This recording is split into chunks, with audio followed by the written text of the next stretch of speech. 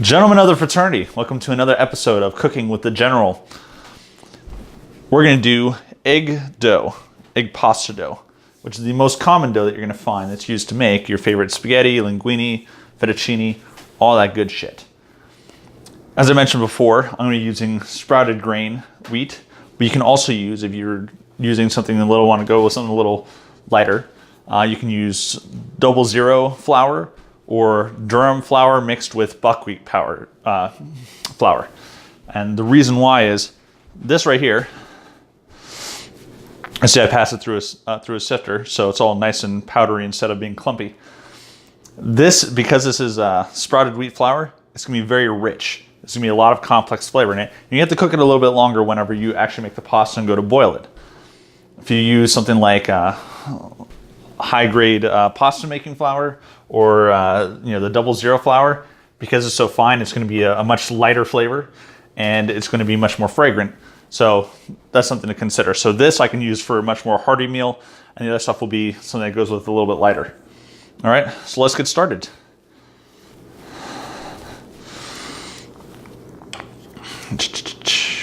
Mount that so you can see what the fuck I'm doing. 2 cups flours. And then I have 6 eggs. Now, a lot of the old ways of doing it would have you put the eggs directly into that flour, but I'm not going to be doing that. And the reason why is the eggs tend to vary in size just a little bit. Sometimes you'll get larger eggs, smaller eggs, and so when you crack them in a bowl separately, you can control exactly how much egg you're putting in it. So I'm doing 4 whole eggs and then 4 egg yolks, or 2 egg yolks. So the whites of the eggs are basically just going in the trash, or if you have a recipe that calls specifically for egg white, you can use it for that.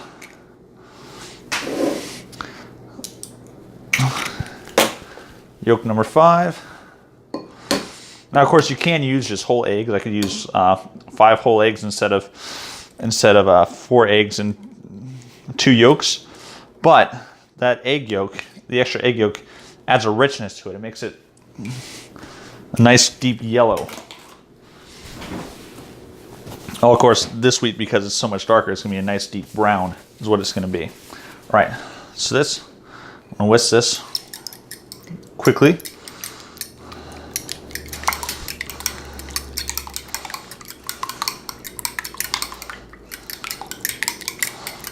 Of course, this pasta dough is something you can actually teach your kids to do. It's real nice.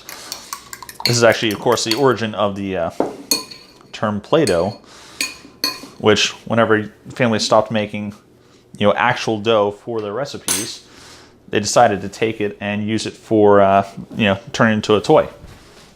So this is the original, the OG. A little bit of salt and a little bit of olive oil we're also going to be using here. Points for preparedness, right? Perfect. All right, taking my fork. I'm going to make a well right in the middle of this here. All right, kind of like a mini volcano. Don't have to be perfect about this, but you want to have the sides be a little bit equal here. So a little spot there in the middle. And then pinch of salt.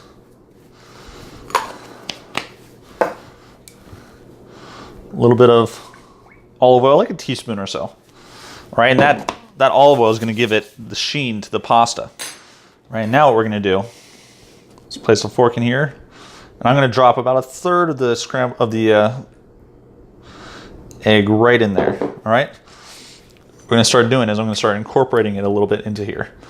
Getting a little bit of egg off the sides.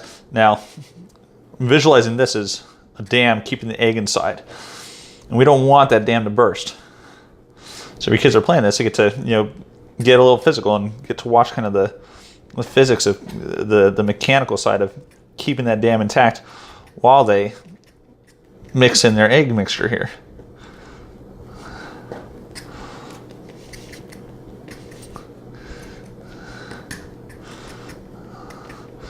See, it's starting to get a little bit thick here.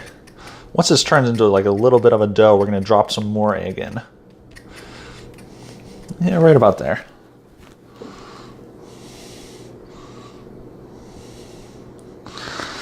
Now, a lot of the recipes for the egg dough, they'll call for water. Now, you can use water, that's fine. But why use water when you can, add in a little bit more egg and make it a little extra rich, or add in a little bit of olive oil, make it a little more shiny, The water's not going to add anything in terms of flavor. The egg and the olive oil do. Of course, for that olive oil, use an extra virgin olive oil. Just pulling in little bits from the side here. You'll see this ring is just growing and growing. So I incorporate more of it in.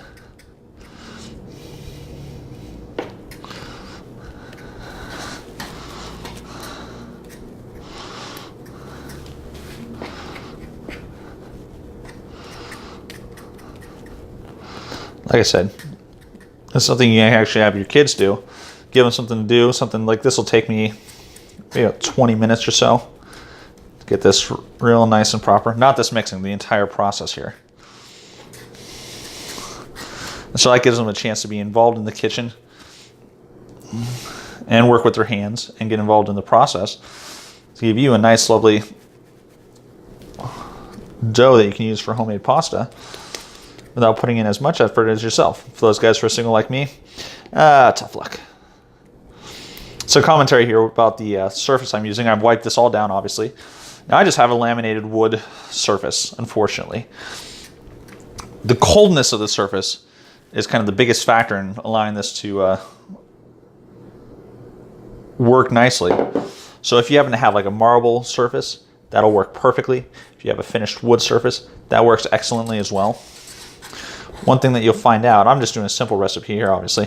One thing that you'll find out when it comes to the actual making of the pasta and the pasta shapes, there's a whole separate culinary world devoted just to pasta making, just tools upon tools, a whole subcategory of them.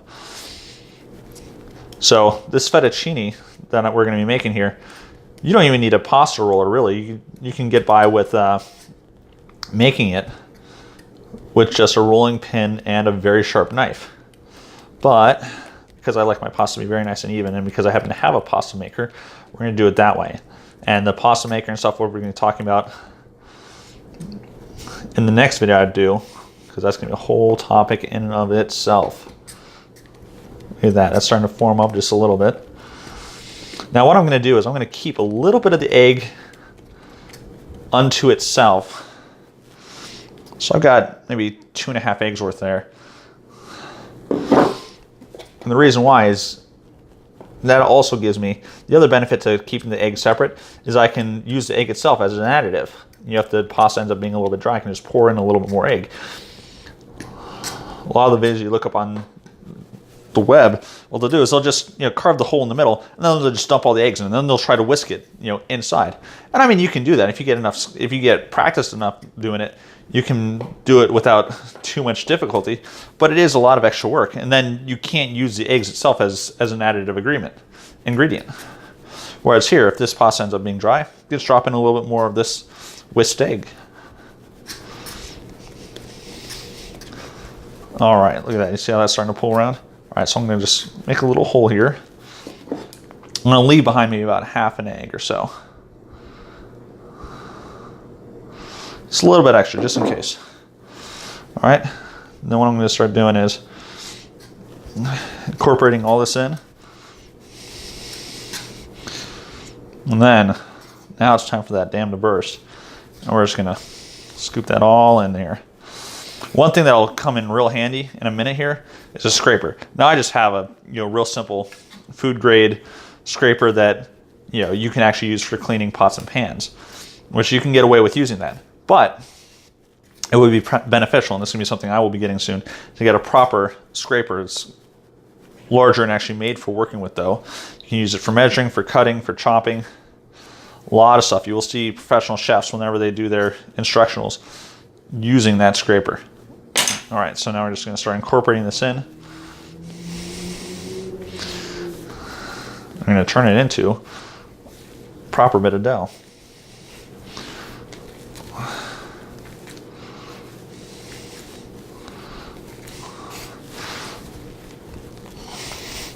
Right now, all I'm focusing on is getting this nice and mixed in, which is why you see all this stuff on my hands. We're using that scraper to clean up the area a little bit in a second here.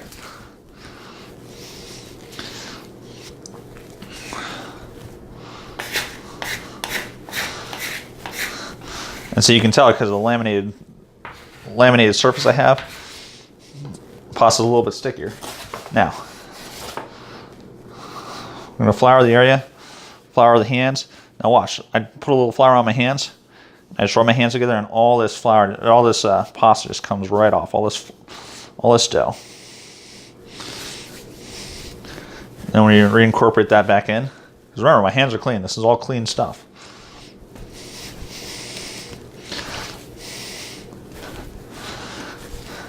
Now we're getting close to the part here where I'm just going to be kneading it for a while. The reason why we knead it is to activate the gluten strands in the pasta. Now, if you use something like 00 pasta, the gluten incorporates, it activates much faster, much faster.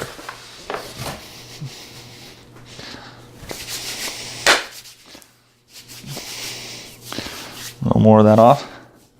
So because this is a little bit of a rougher cut with the sprouted pasta, with the sprouted grains, I'm doing a little bit more work. Well, that's all right. The more work that you put into your food, the more proper work, not just wasted work. Not just work because you don't know what you're doing, or work that's occurring because you're making mistakes and having to recover. Proper work that's actually useful and helpful and beneficial. That puts soul into your food, right? Especially when you're cooking for yourself and others. Now watch this, what I'm doing here. This is what I'm doing, kneading here, is getting those gluten fibers incorporated with the egg, and the protein in the egg causes that gluten to activate. Always keep your hands floured, surface floured. Reason why, your hands, you get natural oils occurring on your hands and the like. You want to keep your hands as dry as possible so that it doesn't stick to the pasta, so it doesn't stick to the dough. Remember, a cooler surface like marble is going to give you a better time of this. I have to constantly move around the dough to keep it from sticking. Watch the technique here. Folding over, pressing in. I'm using my body weight. Fold over, press in, twist. Press in, twist. Fold, turn, twist. Fold, turn, twist. Fold, turn, twist.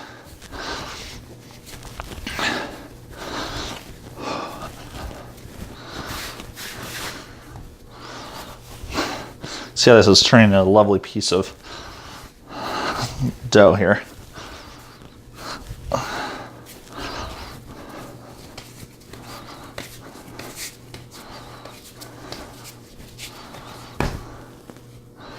See how that's doing. See how when I pull this out, it's actually holding shape, but it's starting to pull in still. It's because the gluten's not fully activated. In a minute, what we're going to do is I'm going to wrap this in saran wrap, and we're going to put it in the refrigerator. And that's going to give the gluten time for it to fully activate, and that's what's going to give the dough its elasticity. It's going to let me shape it and do anything I want with it without breaking.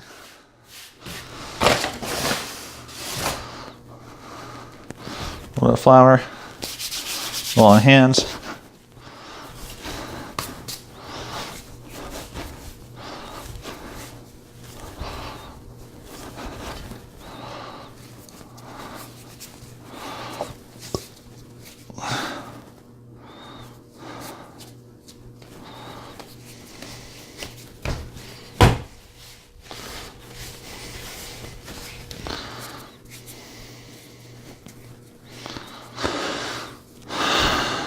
There you go, a nice chunk of dough.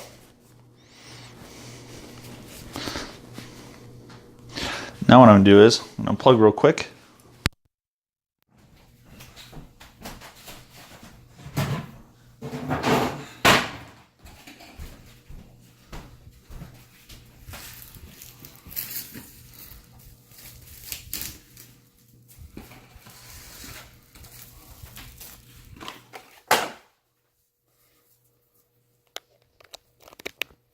piece of saran wrap. Why is this important? Because with the dough, it's always oxidizing when it's out in the open air. So, what you do is I'm going to wrap it in a saran wrap, take all that air out, stop the oxidization. It stops a layer of skin from developing on the pasta. If the skin develops, then that pasta, you won't be able to use it properly to make what you'd like. So, look at that. Nice rich brown. If we had used 00 powder or another white bleach powder, it would be a nice rich yellow from all that egg. So this is going to go in the refrigerator for 20 minutes to a half an hour. You can go a little longer if you wanted to, but it's not going to make a difference after that. And then we'll go to the next video where we're going to make some fettuccine.